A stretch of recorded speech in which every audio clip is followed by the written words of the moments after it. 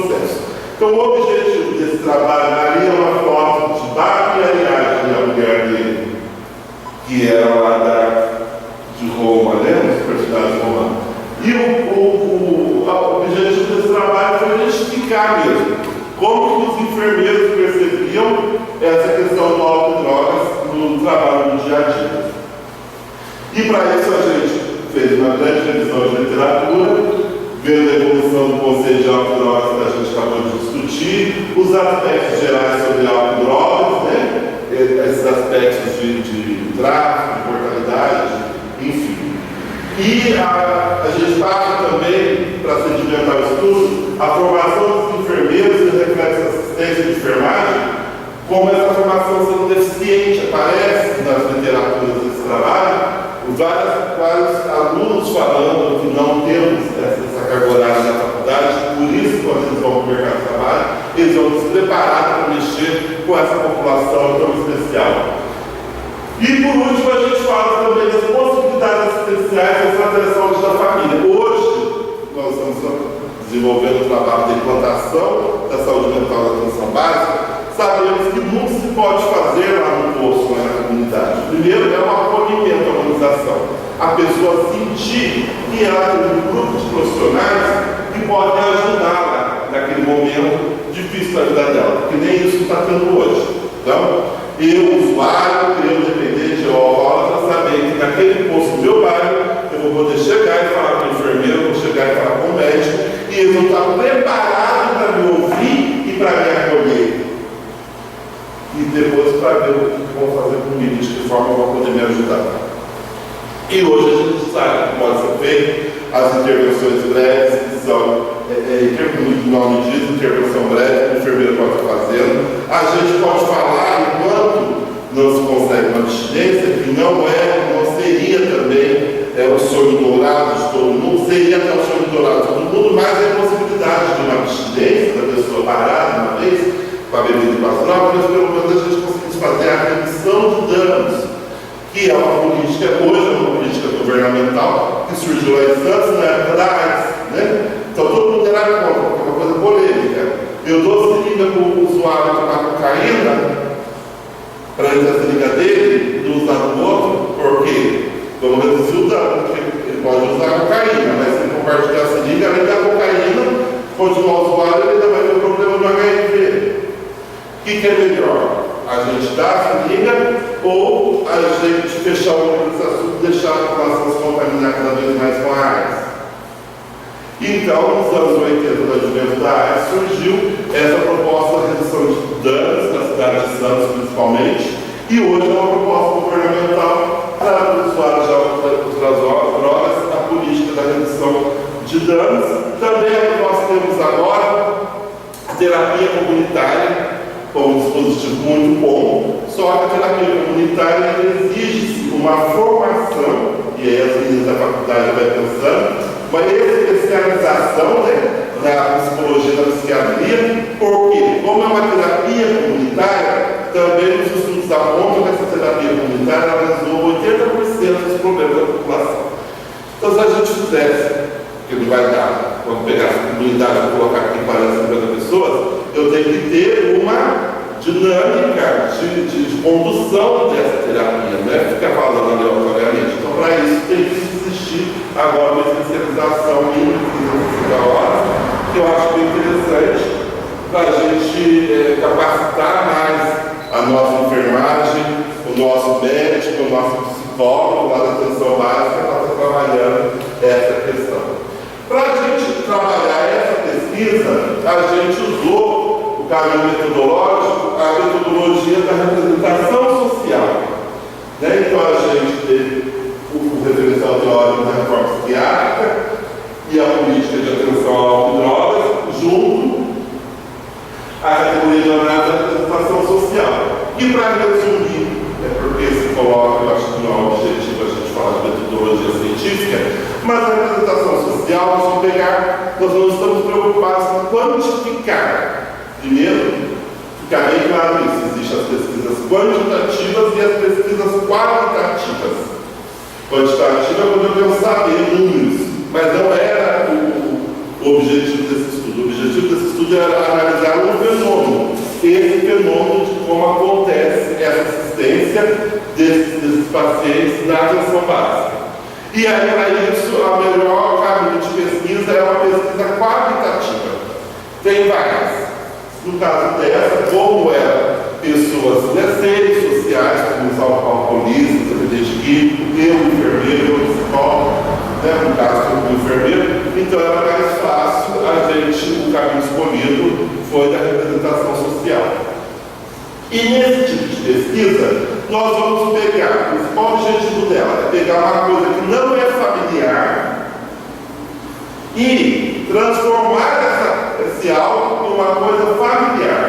Então nós pegamos esses pacientes de autodrogas que não eram familiares aos profissionais de atenção básica e transformamos isso em algo que pode ser praticado, pode ser trabalhado, pode ser assimilado e trazido para o meu trabalhar, para o meu dia a dia. E para isso a gente analisou o que? As falas. Nós fizemos um questionário, uma entrevista gravada, e nessas entrevistas nós vamos analisar a fala delas, em cima de algumas questões. Então, os grandes teóricos da representação social, nós temos a Pascoal, a Jodelê, Minari, Moscovici, também todos eles falam desse tipo de pesquisa. Antes disso, essa pesquisa foi feita com as 10 enfermeiros do PSF lá da cidade de Loureiro na época. A idade era entre 23 e 31 anos, todas tinham de 2 anos e 7 anos de formação.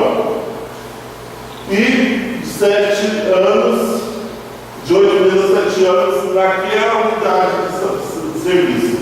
E das 10, 7 possuíam pós-graduação lá de Ciência de Saúde Coletiva com ênfase em PSF. Quer dizer, além de elas serem formadas na faculdade, elas fizeram uma pós-graduação de saúde da família e ainda se queixava que não tinha preparo teórico e técnico para lidar com esse sujeito. Ou seja, com 5 anos de estudo superior e mesmo assim continuou essa lacuna aberta, né? Deixa eu falar uma coisa ali.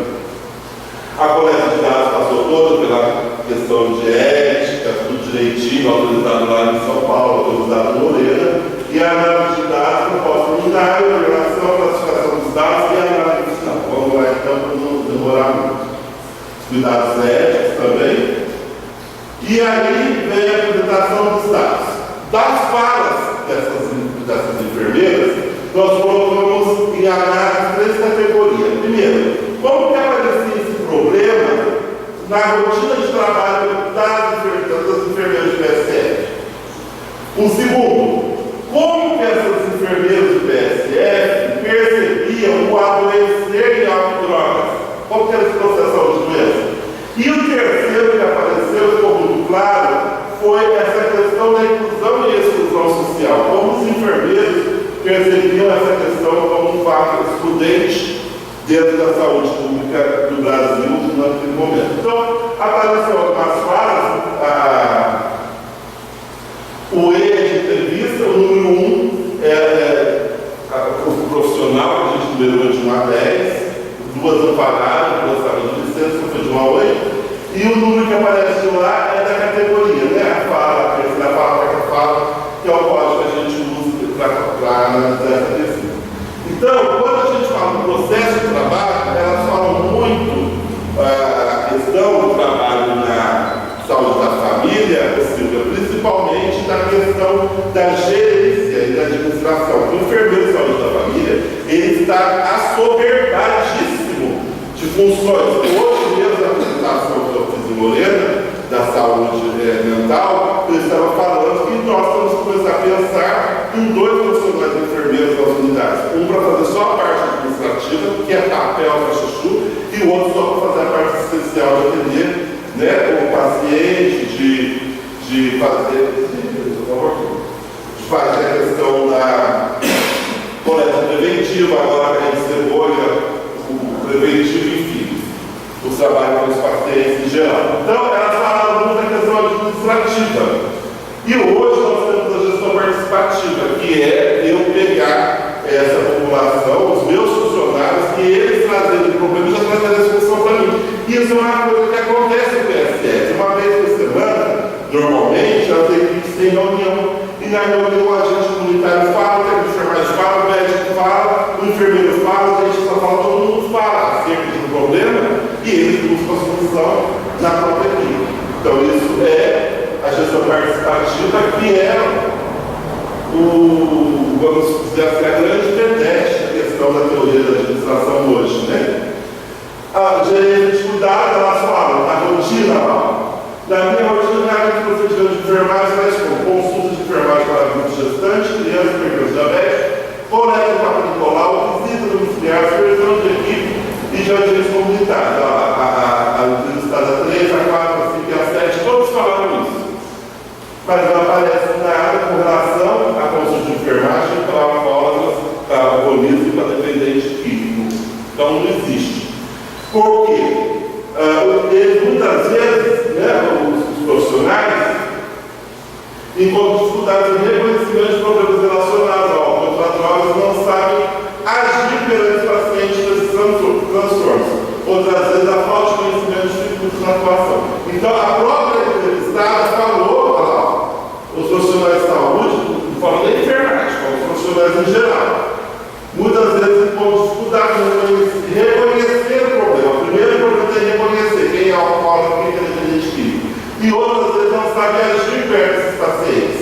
Outras vezes, a falta de conhecimento dificulta essa atuação. Pode conhecimento da onde? Não vem na graduação. E muitas vezes não tem a pós-graduação.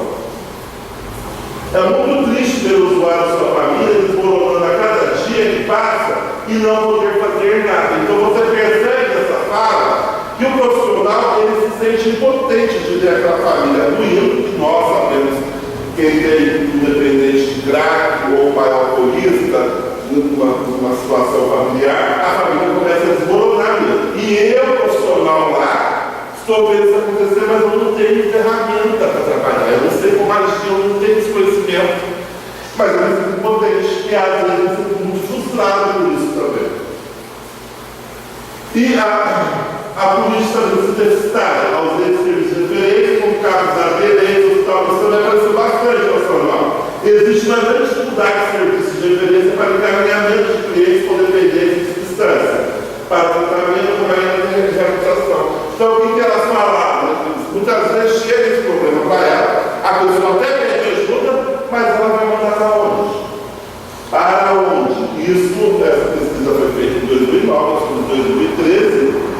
A semana retrasada que inaugurou 20 leitos na cidade de Aparecida para dependente químico.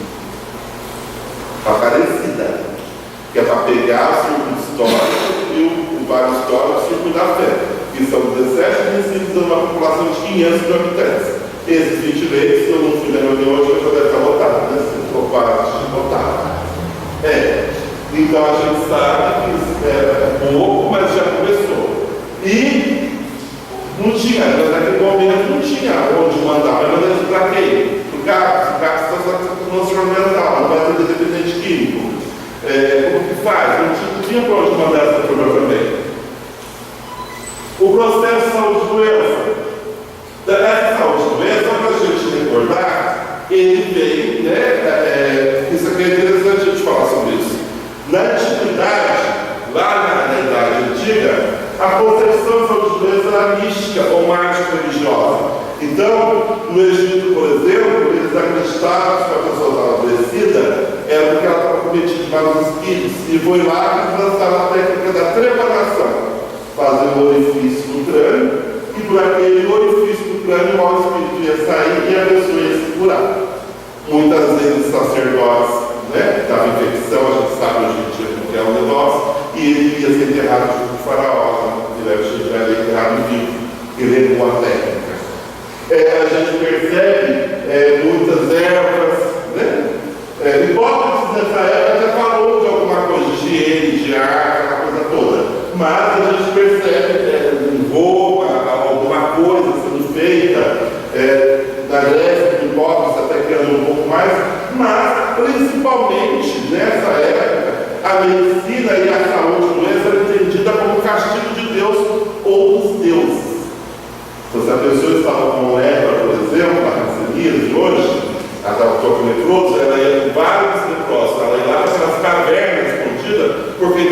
chegou a ela de tanto ela fornicar, esfregar o corpo nos homens ou nas mulheres, era uma forma que Deus estava dando para ele. Tanto que ele era pecador, Deus mandou aquela doença para castigá-lo. Então ele tinha que ser excluído para não fornicar com outras pessoas, não passar para outras pessoas. Era assim que era visto a saúde da doença, com castigo divino.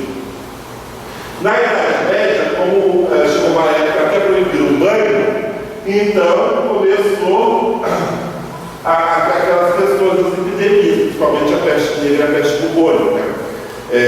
Nessa época também estava começando aqueles castelos, né, aquelas coisas mais chiques, a gente vê que as mulheres usavam vestidões, também a gente sabe, muitos relatos existem falando que eram para desodoras, né, por falta de banho, aquelas perucas chique, era por conta de muito pior na cabeça, então raspava-se o cabelo e colocava aquela peruca para não ficar com feridas na cabeça. Aqueles filmes que aparecem com a noite que todo mundo tem aquele sorriso maravilhoso, tudo mentira, que naquela época o povo tinha mente podre, né? Porque já existia o açúcar, o carboidrato produzido, não tinha tratamento do dente, né? Muitas vezes o barbeiro era dentista e arrancava o dente, então não tinha aquelas coisas maravilhosas que a gente vê no cinema, não era muito daquilo. Mas principalmente com a peste negra, a peste bubônica, eles começaram a achar, sair desse achismo que era Deus, e falaram, não é possível que seja só Deus que está mandando castigo, deve ter alguma coisa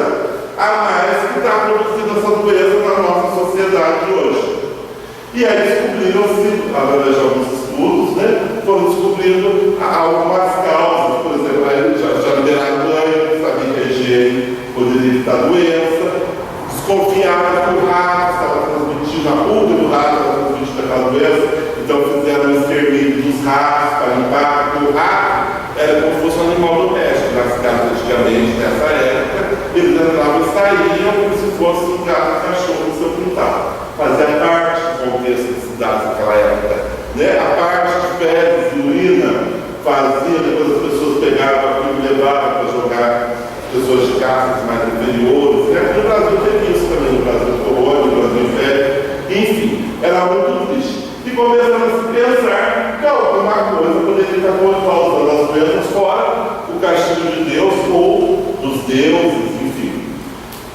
E aí foi quando houve a Revolução Pastoriana. O pastor descobriu a bactéria, né? Através do microscópio. E aí, analisando o vinho, ele viu que tinha bactéria nenhuma no vinho e falou que o vinho era de todas as bebidas. E a partir daí foi pegando outros conceitos do ambiente, poluído, não poluído, para levar doença, estilo de vida, se você come muito é obeso, se você fuma, se você pratica esporte, também não é obeso. Então começou-se a falar, logo depois da criação da ONU e da Organização Mundial da Saúde em 1998, começaram a falar na multicausalidade da doença. E aí, os conceitos de estilo de vida ambiental e a teoria genética também. A pessoa vai desenvolver uma doença hoje porque já veio lá no código genético dela quando ela foi fecundada. E tudo isso, como que parece hoje, na concepção minha, enfermeiro, né, formado, e como a gente viu lá, 7 escolas do lado. Como que aparece na fala dela. Então, por incrível que pareça, ainda em 2009 foi feita essa pesquisa, ainda aparece a confusão mágica religiosa, quando uma delas fala que o álcool e as drogas representam para mim mais desrespeito à vida, uma ofensa contra o nosso Criador.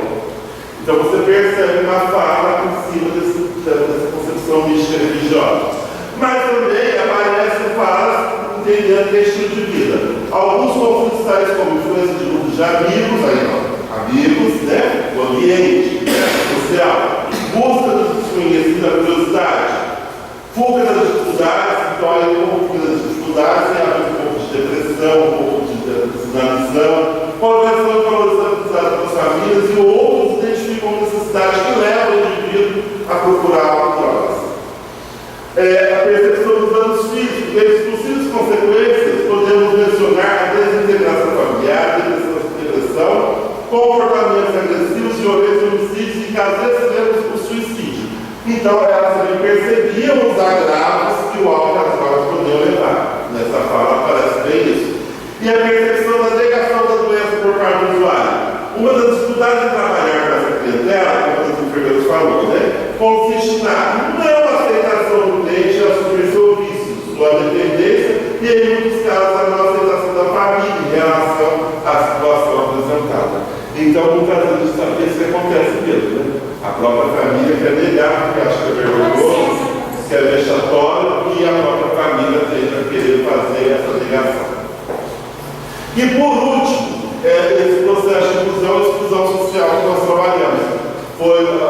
Eu acho que o meu trabalho foi um dos primeiros a trabalhar essa categoria, e até no dia eu sempre comentei que a gente não achou referenciais teóricos brasileiros, foram só franceses, ingleses e portugueses como referencial. Então, essa grande discussão da inclusão e exclusão social, ela fala de duas escolas diferentes, a escola britânica e a escola francesa. Os autores, e o Castle, eles falam bem isso. A escola britânica, na Inglaterra, antes disso, vai lembrar que esse conceito de inclusão e exclusão social, ele pegou com muita força, Silvia, na eleição para presidente da França em 92. A França estava com um número muito grande de população desempregada, com muitos dando muito benefício e quebrando o cofre público por conta disso. E aí os discursos começaram a falar que tinha que fazer inclusão social por conta dos benefícios, que tinha que fazer essa discussão toda. E a política pegou muito esse conceito de inclusão social e trouxe para ela. Então hoje é um discurso comum na política, todo programa de TV você sempre vai ver alguém falando que é preciso incluir, tem que combater a inclusão social, etc. E tal. Mas como isso aparece para os nossos usuários? A escola britânica, ela fala mais dos aspectos distributivos, de pobreza, e aparece para falar de enfermeiro. Esses indivíduos muitas vezes são incapazes de poder suprir seus próprios meios de subsistência e suas necessidades básicas. E a escola francesa, ela fala mais dos aspectos relacionais, de relação entre as pessoas, essa discussão social mesmo. Entre as possíveis consequências, podemos mencionar a desintegração familiar. Então, por quê? Porque ela começa a perceber, a enfermagem nesse momento, ela começa a perceber o usuário fazendo as rupturas, e nessa ruptura, primeiro ele envolve a família, que é uma brigada só, briga mãe, briga pai, o pessoal está se vendo, complicado. Depois ele começa a encontrar problemas do trabalho. Logo que perde o emprego, a situação deve ficar mais tempo em casa vai piorar. E aí também não tem dinheiro para comprar a drogaria. Aí começa, muitas vezes, acaba lembrando a vender as coisas da própria casa. E a família começa a ter aquele inferno na vida da família. E esse cara, essa moça, muitas vezes, ela vai romper, vai fazer uma ruptura, e nessa ruptura ela vai chegar numa situação de rua, que é o que nós estamos vendo no extremo hoje das cracolândias, nas universidades e nas pequenas também. Que Lorena tem sua cracolândia, acha que o Cruzeiro também deve ter, toda cidade tem seu lugarzinho ali, e os jovens não saem de casa, ficam ali de noite, às vezes aparece um religioso levando um lanche à noite, normalmente, para tentar tirar o de lá. E quando eles conseguem comer, eles comem, mas o negócio é consumir e ficar. Até passou bem uma matéria do professor repórter, agora terça-feira retrasada, falando dessa questão, que em São Paulo tirou a cracolândia de onde ela era, mas espalhou a cidade inteira. Então, antes eles ficavam aglomerados no centro, agora eles estão na cidade inteira, embaixo dos viadutos, dos canteiros,